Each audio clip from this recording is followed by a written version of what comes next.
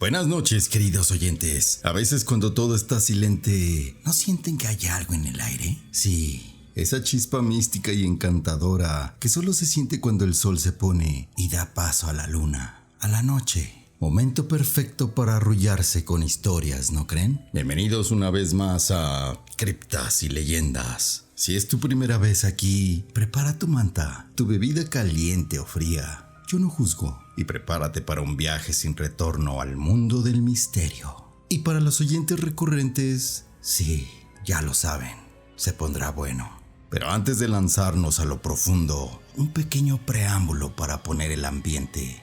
Ya saben, la eterna danza entre la luz y la oscuridad. No importa cuántas veces lo hayamos escuchado, siempre hay algo fascinante y aterrador en esa lucha interminable entre el bien y el mal. Es como... ¿alguna vez han sentido ese tirón entre hacer lo correcto y dejarse llevar por ese lado oscuro que todos llevamos dentro? Sí, ese.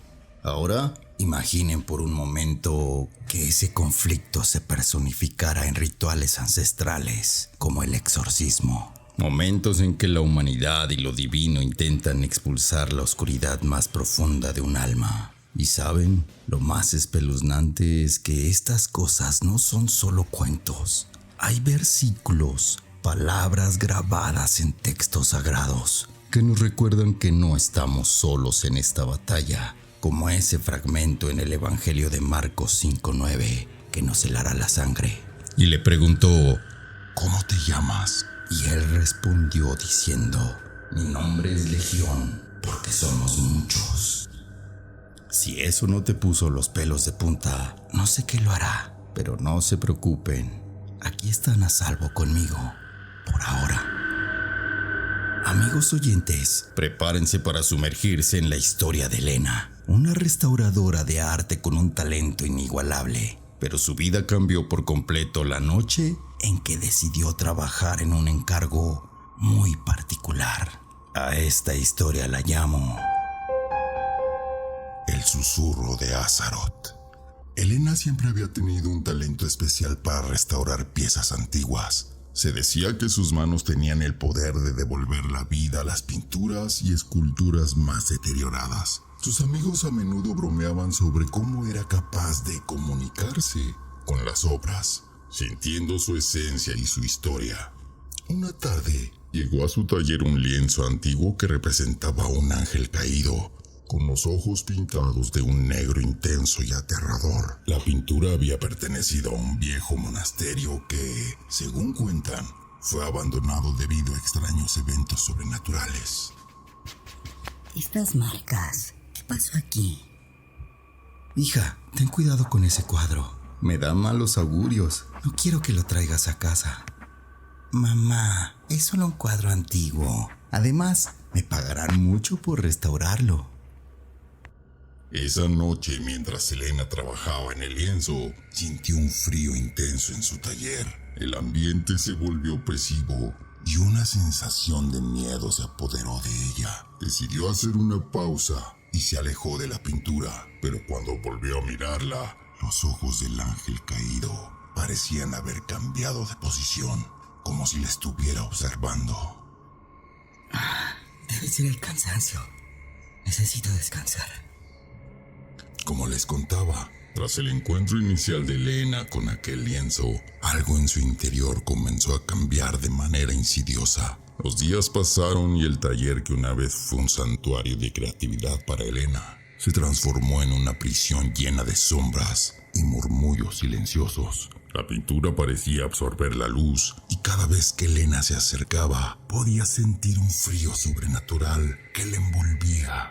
Las horas se desvanecían mientras trabajaba en la restauración y los recuerdos de esos momentos se volvían borrosos en su mente. Los cercanos a Elena comenzaron a notar la transformación. No solo era la mirada apagada, sino también una piel más pálida y una aura de desesperanza la rodeaba. Sus risas antes llenas de vida se convirtieron en murmullos sombríos. Un día, su madre entró en el taller intentando rescatar algo de la hija que una vez conoció. Los ojos de Elena, sin embargo, eran pozos negros insondables y vacíos. Hija, ¿qué te está pasando? Pareces diferente. Todo está bien, mamá. Solo necesito terminar el cuadro. Pero no estaba bien, no en absoluto.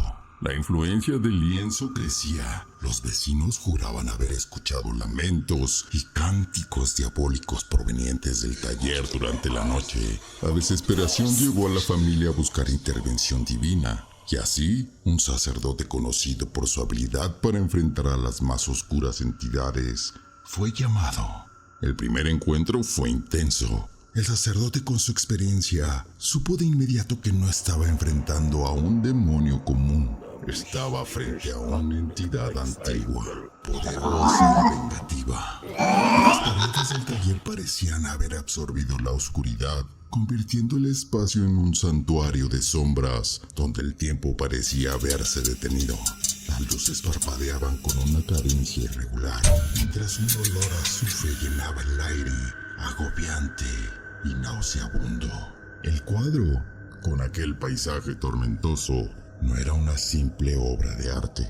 Era el sello de prisión para Azaroth, uno de los demonios más antiguos y vengativos que había sido condenado por sus perversidades, incluso en el infierno. Condenado a quedar atrapado en la pintura por un exorcista legendario. Su única esperanza era encontrar un huésped, una alma pura y artística que pudiera liberarlo. Elena, con su pasión por el arte y su bondad intrínseca, se convirtió en la perfecta víctima. En ese momento, un silencio ensordecedor invadió el taller. Solo se escuchaba el murmullo del viento y el temblor de las luces. El sacerdote, un hombre mayor con cicatrices que contaban historias de enfrentamientos pasados con el mal, entró en la sala. El padre Ignacio había dedicado su vida a enfrentar a entidades malignas, educado en los rincones más oscuros del Vaticano, donde los secretos del exorcismo eran transmitidos a unos pocos escogidos. Su rostro, surcado de arrugas, mostraba una determinación inquebrantable. No te atrevas a acercarte, anciano. Esta alma ya me pertenece. El padre Ignacio, sin inmutarse, comenzó a murmurar una oración en latín. El tono de su voz resonaba con autoridad y poder, pero Azaroth no era un enemigo fácil. Se podían escuchar risas burlonas, ecos del pasado y lamentos de las almas que había torturado.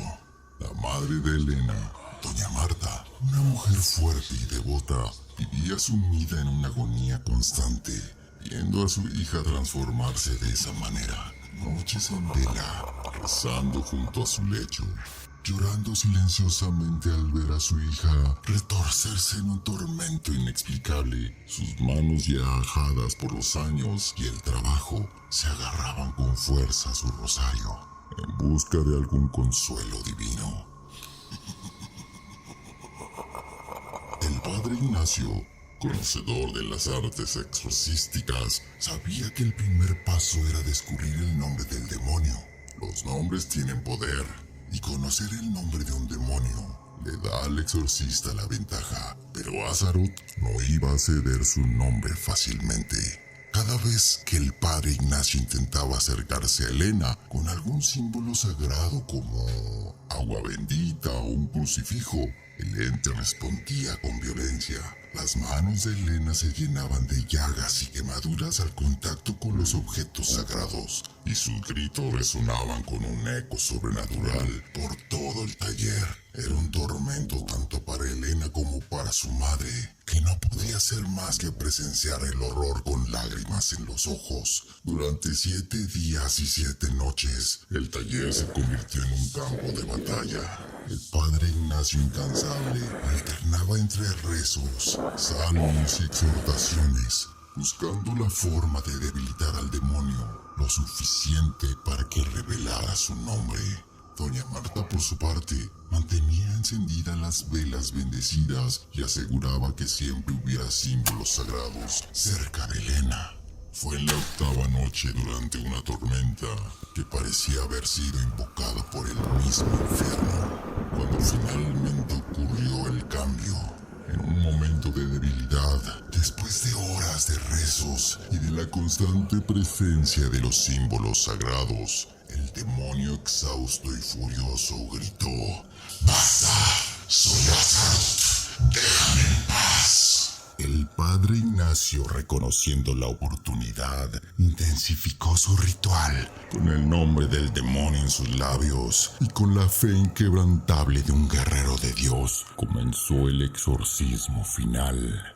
El poder que Azaroth portaba no era cualquier cosa. Se decía que era uno de los generales más poderosos del inframundo, un ente de las sombras que había caminado sobre la tierra mucho antes de que el hombre se erigiera como la especie dominante.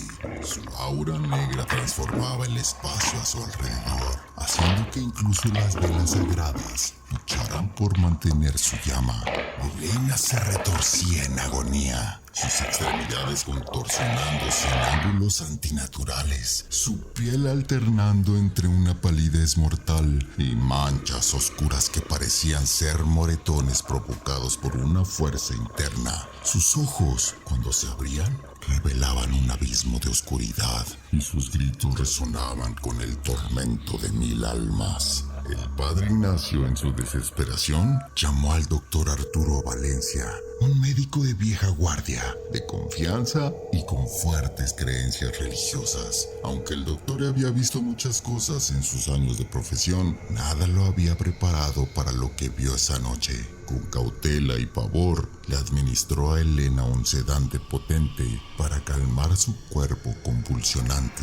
El padre Ignacio, junto con sus 2 acólitos, Ricardo y Alejandro, decidieron que era esencial trasladar a Elena a un lugar donde pudieran realizar un exorcismo con todas las garantías posibles. Eligieron la vieja capilla de San Benito, un recinto revestido de imágenes y figuras religiosas, la Virgen del Carmen, San Miguel Arcángel, el Sagrado Corazón de Jesús. Todas ellas observaban desde las alturas, convirtiéndose en testigos silenciosos del enfrentamiento entre el bien y el mal.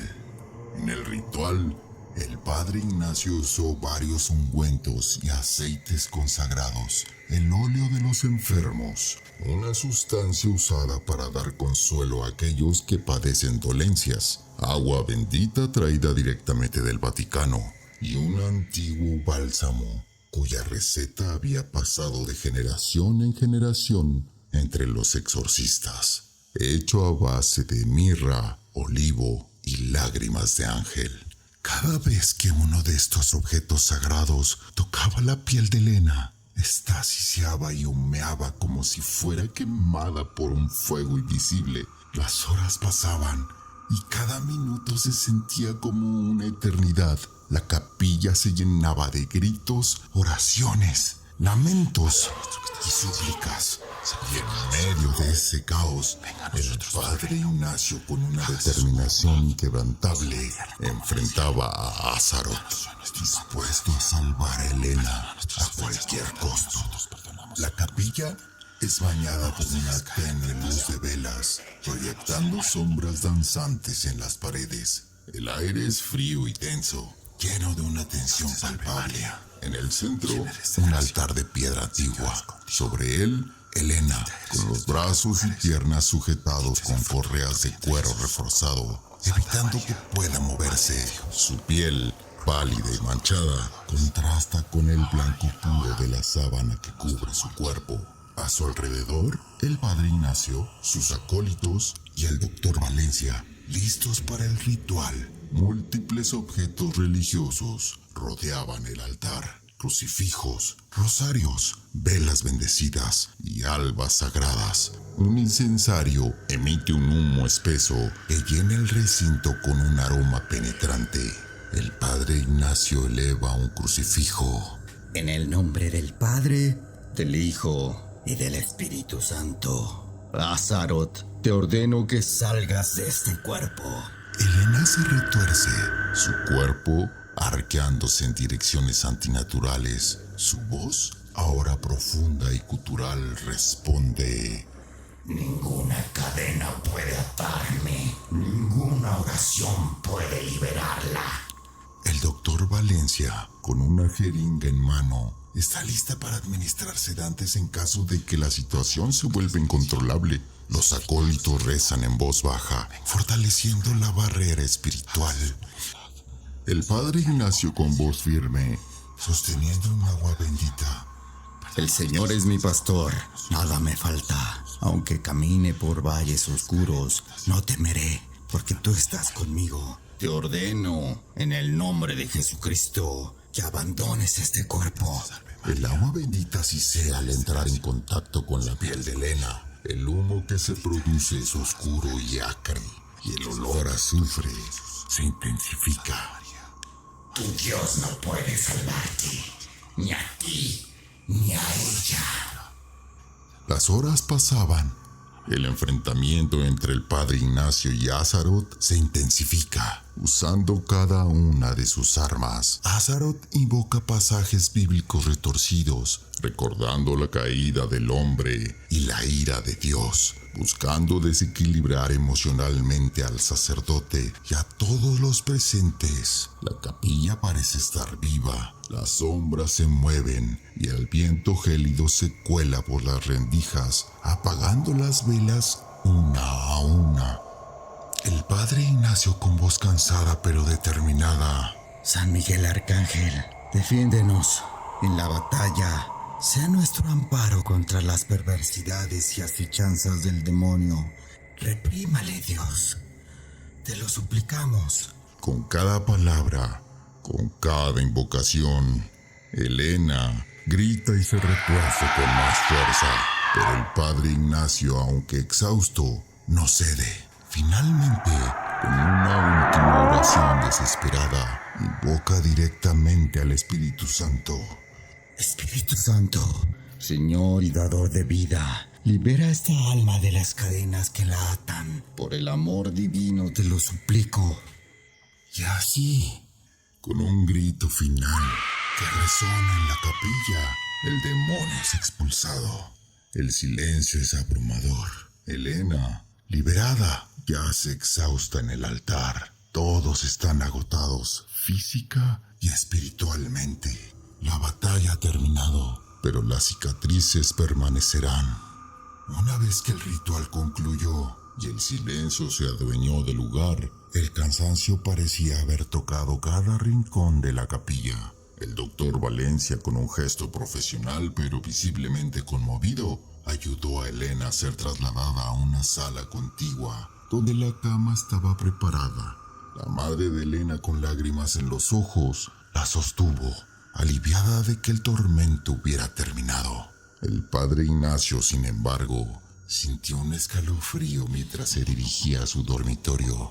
Una inquietud en su espíritu le advertía que algo no estaba bien, pero la fatiga lo venció antes de poder analizarlo y se sumió en un sueño profundo. Al despertar, Elena describió cómo durante el exorcismo se sintió prisionera en su propio cuerpo, como si estuviera atrapada en un rincón oscuro, observando todo desde lejos. Sin embargo, una luz brillante la acompañó en todo momento.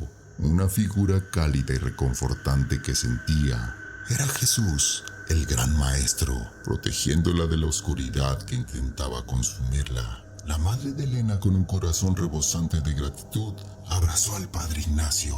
Nunca podré agradecerle lo suficiente, padre. Susurró con lágrimas recorriendo su rostro.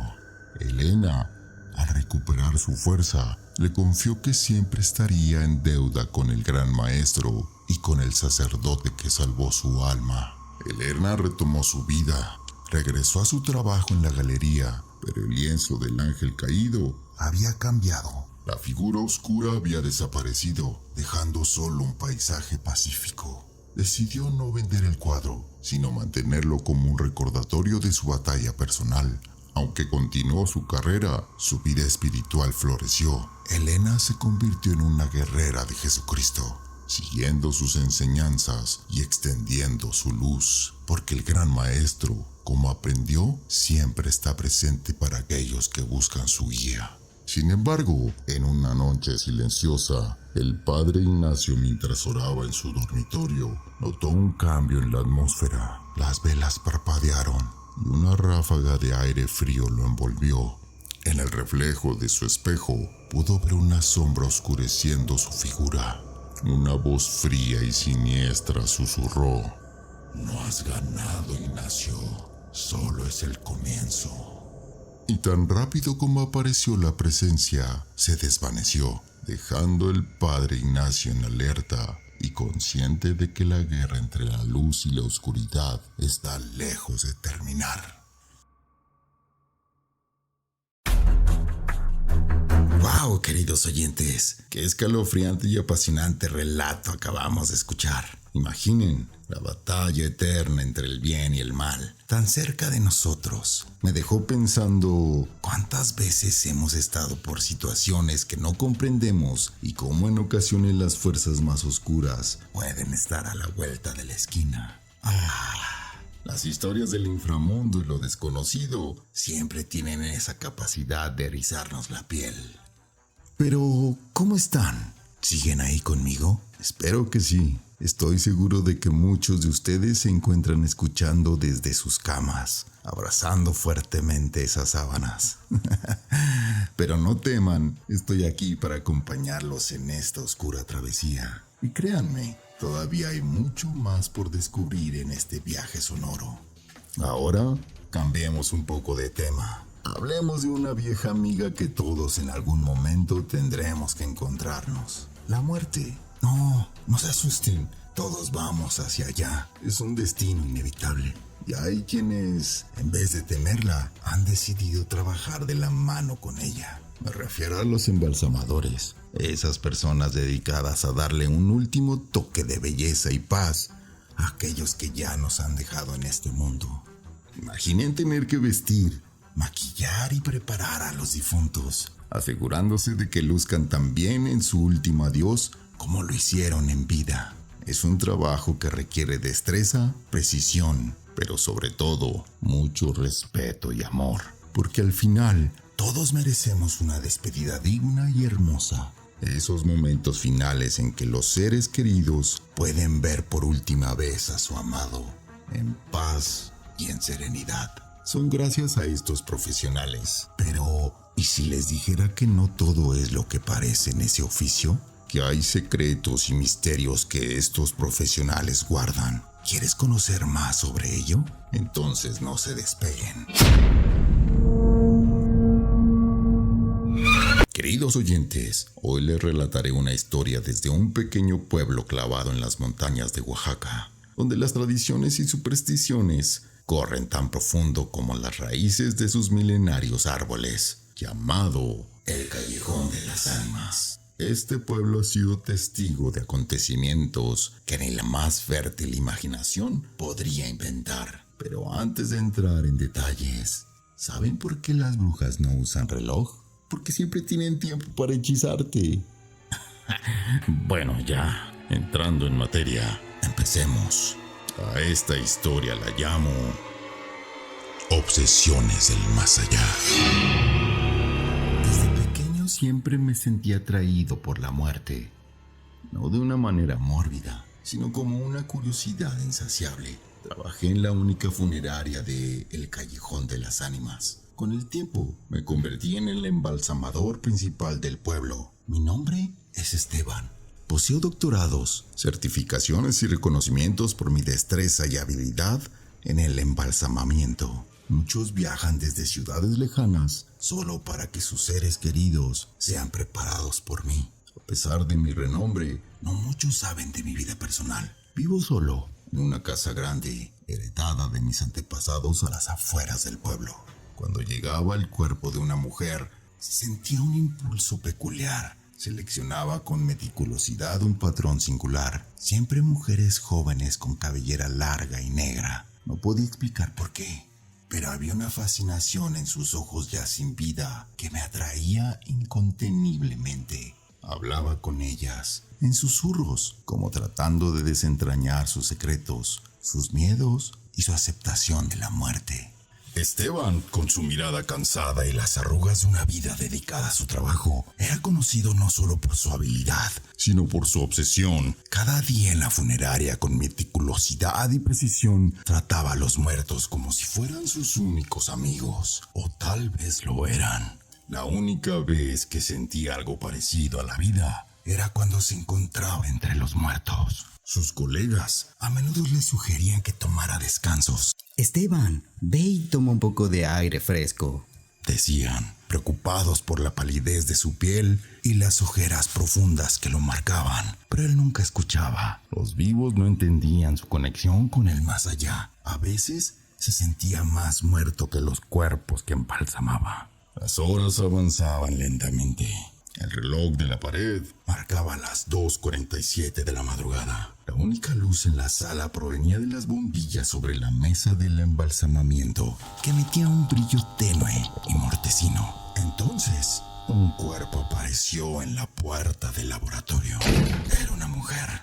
¿Su nombre? Clara. Clara había muerto en un accidente automovilístico. El impacto había sido fuerte, dejándole moretones en su pálido rostro y una gran contusión en su sien derecha. Esteban siempre había sido cuidadoso al tratar con los muertos, pero el rigor mortis que presentaba Clara era particularmente fuerte.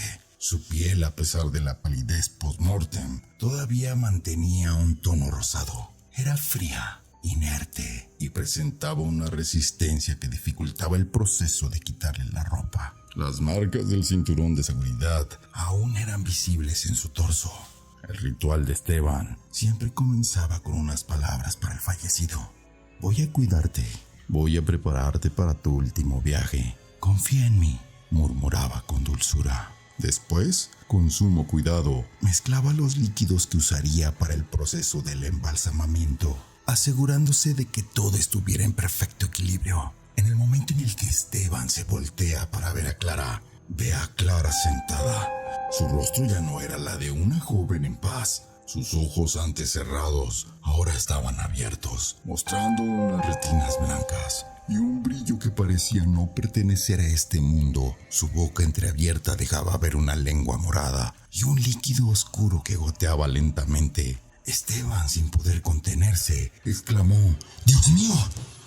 El silencio llenó la habitación, solo interrumpido por el zumbido de las luces y el eco de su propia voz. Las emociones se agolparon en su pecho. Miedo, incredulidad, pero también de alguna manera un éxtasis. Por primera vez en años, sintió una chispa de vida en su interior. Una sonrisa torcida se formó en su rostro, un gesto que no había mostrado en mucho tiempo. Pensó en lo irónico de la situación. Frente a lo sobrenatural, frente al miedo más profundo, encontró un sentimiento olvidado. La adrenalina, el verdadero sentir de estar vivo. Sin embargo, cuando sus ojos se desviaron hacia la esquina de la habitación, la chispa de vida que sentía se extinguió al instante. Ahí estaba Clara, tendida sobre una camilla mortuoria, pálida y fría. Pero a pesar del horror, Esteban sintió una atracción enfermiza hacia ella. Una mezcla de culpa, amor y obsesión se fusionaron en su mente. Parpadeó un par de veces más, tratando de procesar lo que estaba viendo. A medida que la realidad de la situación se asentaba, un impulso desesperado de huir lo invadió. A trompicones salió de la habitación, tropezando con las sillas y mesas en su camino hacia la salida. Con el corazón latiendo con fuerza en su pecho, corrió hacia su vehículo estacionado a unas cuadras de distancia. Condujo a través de las calles desiertas. Las imágenes de Clara y de lo que acababa de presenciar le revoloteaban en la mente, confundiéndolo y atormentándolo a la vez. Cuando finalmente llegó a su departamento, cerró la puerta con fuerza detrás de él, tratando de dejar atrás el horror y el caos. Sin embargo, la tranquilidad de su hogar no fue suficiente para calmar el tormento de su alma. La luz de la mañana intentaba colarse por las persianas cerradas de la habitación de Esteban, quien había tenido una noche llena de sueños perturbadores. Se revolvía incómodo en las sábanas, empapado en sudor. Cada vez que cerraba los ojos, imágenes del accidente y de Clara lo asaltaban. El impacto del ruido del metal chocando, los gritos, Luego una imagen de Clara en la mesa de embalsamamiento, su rostro pálido y sus ojos sin vida, mirándolo fijamente. Se despertó bruscamente con el corazón latiendo a 1000 por hora. La sensación de sus sueños se sintió demasiado real, como si Clara estuviera ahí, junto a él, susurrándole al oído. Trató de racionalizarlo, diciéndose a sí mismo que todo había sido producto de su cansancio y su mente agotada. Sin embargo, una parte de él no podía dejar de pensar en la fascinación que había sentido por Clara. Se levantó de la cama y se miró al espejo.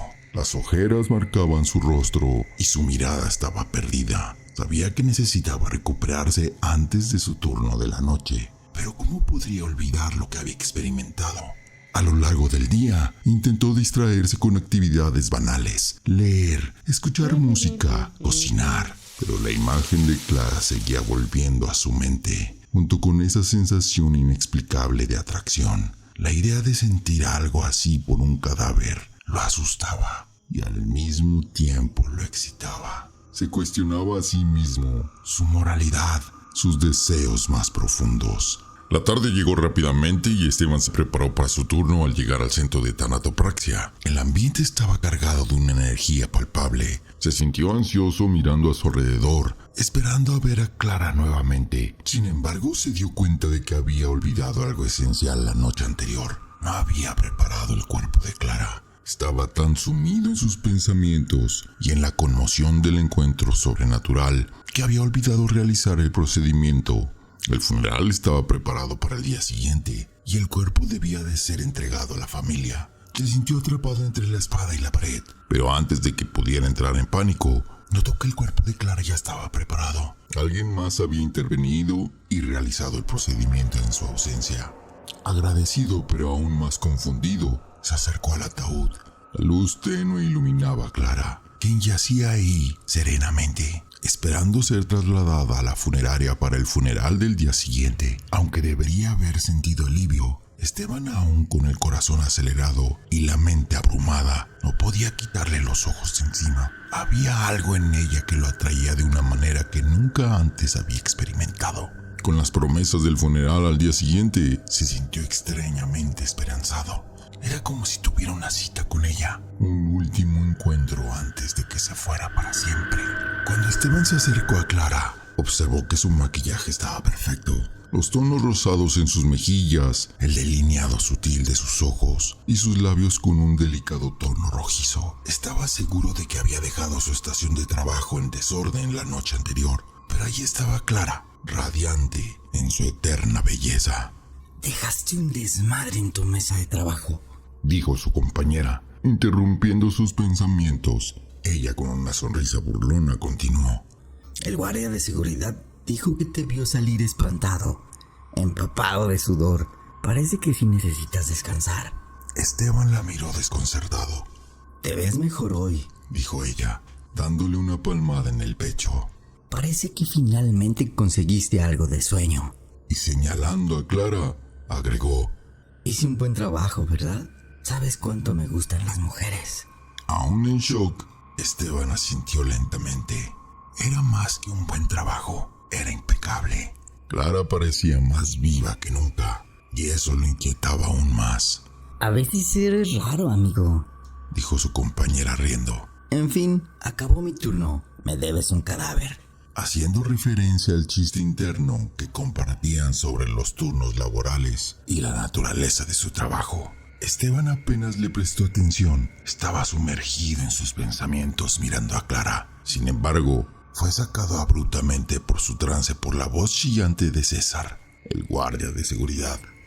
¿Ya llegaste, Sebastián?, exclamó César, con una sonrisa burlona. Aunque era conocido por ser el menos profesional de todos, con su tendencia a dormirse durante sus turnos y su actitud poco seria, tenía la audacia de bromear sobre cualquier situación. Ahora resulta que te enamoraste de un cadáver, dijo César riendo. Esteban, con una mirada fría, respondió. Puedo reportarte por eso, César. No estás autorizado por estar en esta área. César rodó los ojos, claramente no tomando en serio las palabras de Esteban. Despídete de tu novia, dijo con una sonrisa burlona, señalando a Clara. Mañana se la llevan a las 9 de la mañana. Que tengas una buena noche, Sebastián. Con una mezcla de enojo, confusión y fascinación, Esteban volvió su atención a Clara, tratando de entender la extraña conexión que sentía hacia ella. La atracción de Esteban hacia Clara era inconfundible, casi magnética. Aunque sabía que sus sentimientos eran inapropiados y oscuros, la conexión que sentía era demasiado fuerte para ignorarla. Cada vez que la miraba, un torbellino de emociones lo invadía, entre el deseo y la culpa. Esa noche, mientras se encontraba solo en el laboratorio, Esteban sintió una urgencia abrumadora. Con cada paso que daba hacia Clara, su mente se nublaba más. Sus pensamientos racionalizaban lo irracional. Se aseguró de cerrar la puerta con llave y colocó una barrera para que nadie pudiera interrumpirlo. Mientras se acercaba al cuerpo de Clara, una brisa fría recorrió la habitación y de manera inexplicable, Clara parecía más real, más viva que nunca. Los ojos que antes estaban opacos y sin vida, ahora brillaban con una chispa enigmática. ¿Esteban? Susurró Clara con una voz melódica. Siempre supe que vendrías por mí. Esteban, en estado de shock, no sabía cómo reaccionar. ¿Estaba soñando? ¿Era real? Clara, con su voz melódica y casi hipnótica, comenzó. Esteban, ¿por qué no te has preguntado qué hay más allá de la muerte? ¿Qué une a los vivos con los muertos? Esteban, sorprendido por la claridad y lucidez en su voz, tartamudeó. ¿Clara? Pero ¿cómo es que...? Ella levantó una mano pálida y espectral en señal de que se callara. Estás aquí porque buscas respuestas, porque en el fondo te sientes más conectado con los muertos que con los vivos. Mirando a los ojos, Clara continuó. El amor es un lazo que trasciende el tiempo y la muerte. Es una energía que nunca desaparece, incluso cuando nuestro cuerpo físico ya no está. Esteban tragó saliva, totalmente envuelto por la fascinación y el miedo. Pero, ¿por qué yo? ¿Por qué estás hablando conmigo? Clara sonrió, una sonrisa ligeramente triste, pero al mismo tiempo esperanzadora. Porque sientes, porque a pesar de tu trabajo y la naturaleza macabra que conlleva, buscas el significado detrás de cada vida y cada muerte. Tu pasión por entender tu curiosidad, eso te acerca a mí. Esteban, con voz temblorosa, preguntó: ¿qué es lo que quieres de mí, Clara? Con un tono suave pero firme, Clara respondió: quiero que comprendas que la vida y la muerte no son finitas. Son parte de un ciclo continuo. El amor, el destino. Todas nuestras decisiones tienen un propósito. Y aunque mi vida ha terminado en el plano terrenal, sigue existiendo en otro nivel. Quiero que lo entiendas. Veas más allá de lo que tus ojos demuestran. La intensidad de la conversación dejó a Esteban casi sin palabras, mientras trataba de procesar la revelación de Clara. Envueltos en esa atmósfera surreal, Esteban no pudo resistirse más. Se acercó a Clara y en ese instante de pasión y confusión se entregó a sus oscuros deseos. A medida que Esteban y Clara se entregaban a sus sentimientos, una frialdad comenzó a invadir el lugar. El aire se espesó y se sintió una presión en el pecho de Esteban, como si algo estuviera oprimiendo su corazón, creando un efecto estroboscópico que exacerbaba el terror del momento. La transformación de Clara fue paulatina, pero inexorable. Su rostro, que antes parecía angelical, comenzó a retorcerse. Los músculos de su cara se tensaron y su piel se desprendió lentamente como un papel que se quema, revelando las capas carnosas debajo. Las venas azuladas se marcaron en su pálida piel, pulsando un ritmo frenético. Sus ojos, que antes brillaban con vida, ahora se tornaron opacos y luego comenzaron a desplomarse de sus cuencas, siendo sostenidos por el débil tendón que ahora los mantenía unidos al cráneo. Su voz, antes suave y melodiosa, se tornó áspera y siniestra. Esteban, susurró con un toque que parecía venir del mismísimo infierno. así como me has despertado de mi descanso, te mostraré el oscuro destino que te espera. Mientras ella se descomponía aún más, su estructura ósea comenzó a hacerse visible. Los huesos blanquecinos emergieron entre las carnes putrefactas y el olor a descomposición llenó el aire. Las manos esqueléticas de Clara se estiraron hacia él y Esteban, en un impulso de terror, intentó huir, pero tropezó con un instrumento de laboratorio, cayendo de espaldas al suelo. El impacto lo dejó aturdido por un momento. Cuando pudo enfocar su vista, vio el ojo que antes pertenecía a Clara, ahora descansando en su palma, mirándolo con un brillo macabro. Jadeante, Esteban logró ponerse de pie, tambaleante buscando la salida, pero la imagen de Clara, ahora un esqueleto que parecía reírse silenciosamente de él, quedó grabada en su mente. La sensación de las frías manos esqueléticas tocando su piel y las profecías de su muerte resonaba en su cabeza. Esteban emergió del laboratorio, el rostro pálido y desencajado, el aliento entrecortado. El recuerdo del ojo de Clara todavía palpitante en su mano lo atormentaba. César, el guardia de seguridad, alzó la vista al verlo pasar apresuradamente y le gritó: Oye, Esteban, ¿a dónde vas tan apurado? Esteban continuó su marcha, pero el llamado de César lo detuvo. ¿Qué demonios te sucede? Gritó César, ahora con preocupación en su voz. Pareces como si hubieras visto un fantasma. No es nada, respondió Esteban con voz temblorosa. Solo necesito irme. Bueno, ten cuidado, dijo César, todavía con el ceño fruncido por la confusión. Esteban casi corrió hacia su coche y al llegar sus piernas cedieron. El cansancio, el miedo y el remordimiento lo abrumaban. Apoyó la cabeza contra el volante y se quedó profundamente dormido. No se trataba solo de un sueño, sino de un agotamiento mental y físico que lo consumía. Las primeras luces del alba encontraron a Esteban despertando en su coche. Al mirarse en el espejo retrovisor, notó que tenía restos de maquillaje en los labios. Un recordatorio vivido y vergonzoso de su inquietante encuentro con Clara. Con un gemido, trató de limpiarse la cara con la manga de su camisa. Al entrar al laboratorio, se sintió aliviado al encontrar a César, el guardia de seguridad, roncando en su silla. No quería responder más preguntas. Rápidamente se dirigió a la mesa de trabajo donde estaba Clara. Con manos temblorosas pero expertas, comenzó a trabajar, retocando y perfeccionando cada detalle de su apariencia. Cuando su compañera llegó a las 7 de la mañana, encontró a Esteban dándole los toques finales a Clara. Eres un perfeccionista. Ya la había dejado perfecta. Esteban levantó la mirada, sus ojos cansados y sombríos. Lo sé, pero sentía que debía retocarla.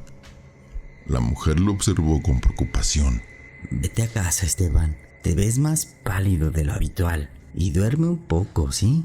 Esteban asintió en silencio y recogió sus cosas. Sabía en el fondo que había cruzado un límite, que había hecho algo inmoral e imperdonable. Al llegar a su departamento, cerró con llave y se dirigió directamente a su habitación. Se acostó en la cama y aunque el cansancio lo dominaba, el sueño no venía fácilmente. Las imágenes de esa noche no dejaban de atormentarlo. El sueño de Esteban comenzó con una reminiscencia sensual y placentera. Clara estaba ahí, en todo su esplendor, y la pasión entre ellos crecía. Pero sin previo aviso, la atmósfera del sueño se tornó fría y luminosa. Los muros del cuarto comenzaron a cerrarse sobre ellos. Las luces parpadearon y emitieron un zumbido siniestro. El aire se tornó denso, cargado de un olor putrefacto. El ambiente se volvió tétrico y desolador.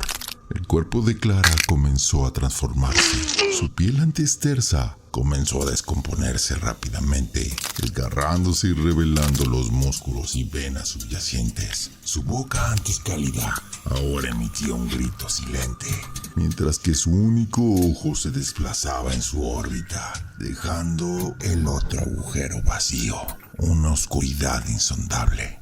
Esteban intentó moverse, pero su cuerpo no respondía. Las sábanas de la cama se enredaron alrededor de sus extremidades como serpientes, apretándolo y dejándolo inmovilizado. despertó agitado, empapado en sudor y aterrorizado. Lo que realmente le heló la sangre fue encontrar manchas de maquillaje en las sábanas de su cama. Esteban intentó convencerse de que todo había sido una pesadilla, pero las evidencias parecían mostrar lo contrario. Tambaleándose hacia el baño, abrió el grifo y se empapó la cara con agua fría. Al alzar la mirada al espejo, el reflejo que lo miró de vuelta era el de un hombre demacrado. Los ojos hundidos, las ojeras marcadas. Esteban apenas se reconocía. Intentó comer algo, pero su estómago se rebeló, obligándolo a escupir cada bocado. Justo cuando estaba a punto de volver a su habitación para intentar descansar, ahí estaba Clara, acostada en su cama, con ese ojo que le faltaba y el otro colgando grotescamente de su cuenca. El terror lo consumió. Sin pensar, se puso la ropa que encontró en el sofá y se dirigió a su coche. Pero Clara no lo dejaba en paz. Apareció sentada en el asiento del copiloto. Su voz sonaba susurrante y cruel. Tómame otra vez, Esteban. La desesperación se apoderó de él mientras huía en su coche. Sin embargo, al mirar por el retrovisor, la ropa de Clara estaba ahí, insinuando su presencia detrás de él, con esa voz siniestra recordándole aquella noche.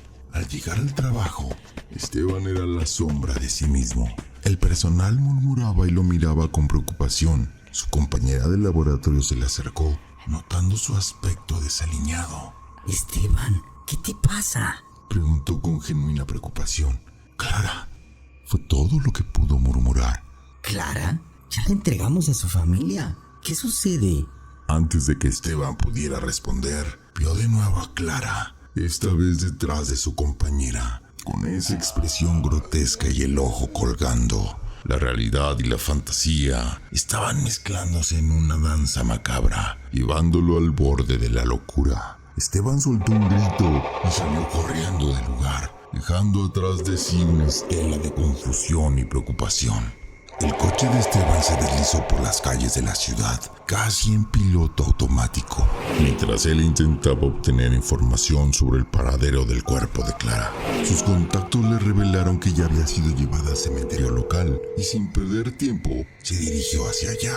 Las luces del ocaso teñían el horizonte con tonos anaranjados y rojizos, creando un ambiente lúgubre y apropiado para lo que encontraría. Al llegar, observó de lejos cómo algunos familiares de Clara se marchaban en sus vehículos. El sentimiento de culpa lo inundó aún más al ver el dolor en sus rostros, un dolor que él sentía que había causado. Las sombras del crepúsculo se cernían sobre el cementerio y Esteban. Después de esperar que el lugar estuviera desolado, se acercó a la tumba recién cubierta de Clara. Un aire gélido e inusual comenzó a soplar, haciéndole erizar la piel. Susurros casi imperceptibles llegaban a sus oídos. Sabía que vendrías. Nunca te librarás de mí. Desesperado, buscó la fuente del sonido, y lo que vio casi le hizo perder el sentido. Una mano emergiendo lentamente de la tierra. El terror se apoderó de él. Sacudió la cabeza y frotó sus ojos, y cuando volvió a mirar, la mano había desaparecido. Sintiéndose cada vez más desequilibrado, Esteban se arrodilló frente a la tumba. Las lágrimas resbalaban por su rostro y sus sollozos interrumpían sus disculpas.